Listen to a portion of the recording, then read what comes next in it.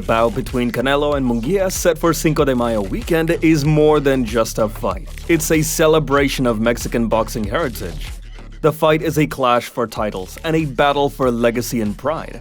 Especially with the intense training and mental preparation both fighters are currently undergoing.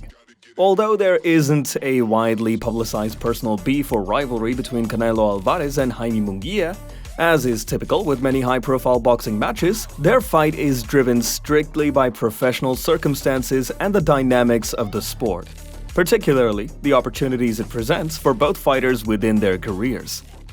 Jaime Munguia, a younger, rising star with an undefeated record emerging from the tough streets of Tijuana, is seen as a domestic threat, with a lot to prove and is naturally looking to elevate his status and legacy in boxing by challenging the biggest names in the sport. A fight against Canelo Alvarez, one of boxing's most prominent figures, represents the ultimate challenge in the middleweight to super middleweight categories.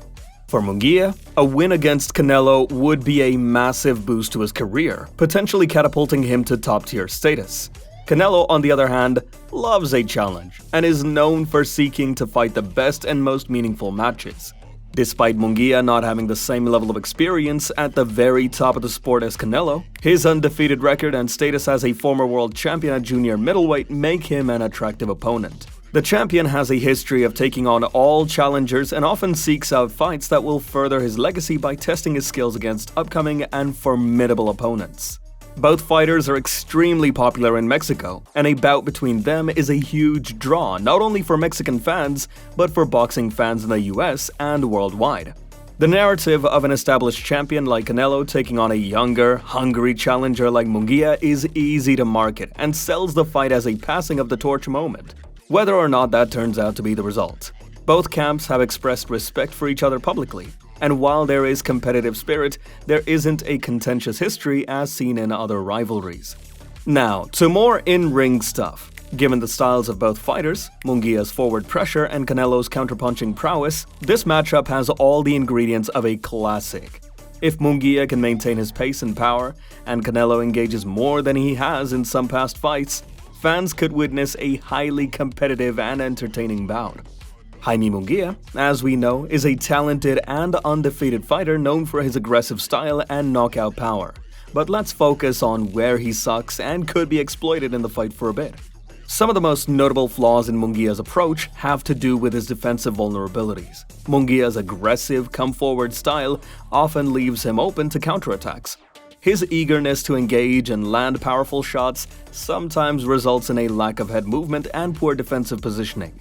In his fight against Takeshi Inoue, Munguia was frequently hit with clean punches as he advanced without adequate defense, showing his easy susceptibility to counter-strikes.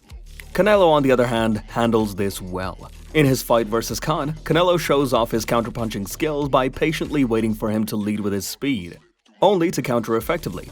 The knockout came when Canelo set a trap with his slower, measured pace, then delivered a devastating right hand as Khan came in, illustrating his ability to exploit aggressive opponents. And while we may say that Munguia's strength and power are significant advantages, his relatively flat-footed approach can also make him an easier target for a more mobile Canelo. This was evident in his fight against Dennis Hogan, where Hogan's movement and ability to change angles gave Munguia trouble. Munguia struggled to adjust his footing quickly, which allowed Hogan to land combinations and then move out of danger without much retaliation. Munguia's flat-footedness can be a significant disadvantage against a fighter like Canelo, who excels in creating angles and utilizing space in the ring. Canelo can use lateral movement to frustrate Munguia, keeping him off balance and unable to set his feet to launch his powerful blows effectively. By constantly changing positions and angles, Canelo can control the pace and direction of the fight, making it difficult for Munguia to land meaningful shots. In several of his other fights, Munguia has also shown signs of fatigue as the rounds progress. While he maintains a high work rate early on, his intensity and sharpness tend to decrease in the later rounds. A clean example was in his bout with Liam Smith, and although Munguia won the match convincingly, he appeared to tire in the later rounds, which reduced his output and allowed Smith to have moments of success. And a major problem is that Munguia often relies heavily on his power to win fights, which can be both a good and a bad thing. Canelo's experience in high-stakes, long-duration fights gives him an edge in managing the pace and stamina over the course of a bout. He can start the fight by conservatively studying Munguia's patterns and then gradually increase his offensive output as the fight progresses. Targeting the body early and often would be a strategic approach, as body shots can sap Munguia's energy, reduce his mobility, and decrease the effectiveness of his power punches in the later rounds. Canelo vs. Gennady Golovkin, first and second fights against a power puncher like Golovkin, Canelo demonstrated excellent stamina and pace management. In the rematch particularly, he started more aggressively than in the first fight, maintained his output, and finished strong, convincing many that he had edged out the later rounds, which were critical in the decision. His focus on landing big, decisive blows sometimes leads to a lack of variety in his attack and predictability. Against Toriano Johnson, while Munguia was effective and eventually won via stoppage due to an injury to Johnson, his predictability in only seeking powerful hooks could have been exploited by a more durable or slicker opponent like Canelo. Also, in the fight against Gary O'Sullivan, he often lunged forward with his punches and failed to establish a consistent jab, relying more on brawling than boxing technique, which was a prime example of a lack of technicality in his fights. Canelo's technical boxing skills are some of the best in the sport. He can exploit Munguia's relative lack of technical refinement by using a strong jab, superior defensive skills, and varied punching combinations.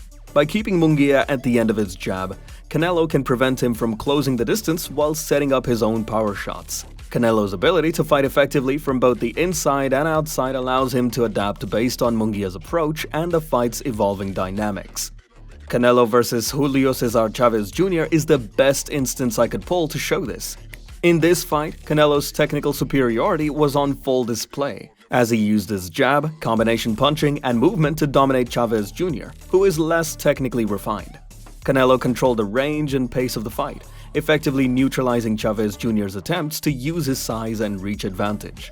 While Munguia is improving under the guidance of new trainers like Eric Morales, earlier in his career, he has displayed deep technical deficiencies, particularly in his jab and footwork.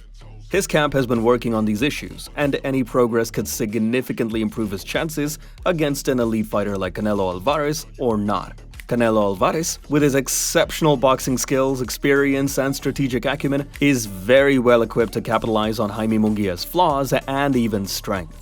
Canelo is renowned for his counterpunching ability.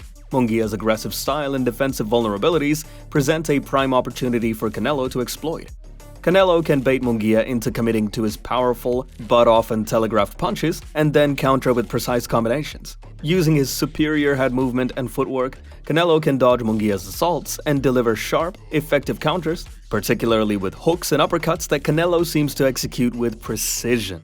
Canelo's presence in the ring, backed by his vast experience against top-tier opponents, also plays into the psychological aspect of the fight. By maintaining composure, controlling the ring, and methodically breaking down Munguia's offense, Canelo can impose mental pressure. This can lead to frustration or desperation on Munguia's part, prompting mistakes that Canelo can capitalize on for more significant impacts, potentially leading to a decisive victory. In the fight between Canelo vs. James Kirkland, Canelo's calm demeanor and ability to absorb and deflect Kirkland's early aggression without showing distress demonstrated his psychological resilience.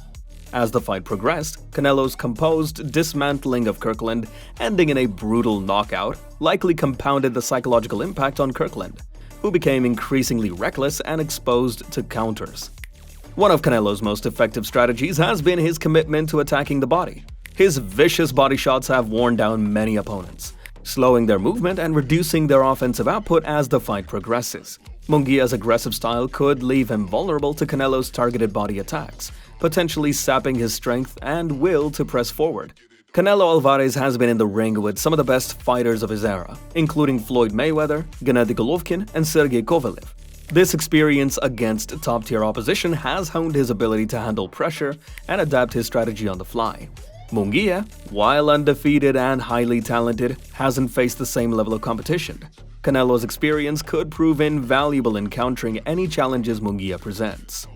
Most importantly, Canelo has shown remarkable adaptability through his career, able to switch between fighting styles as needed.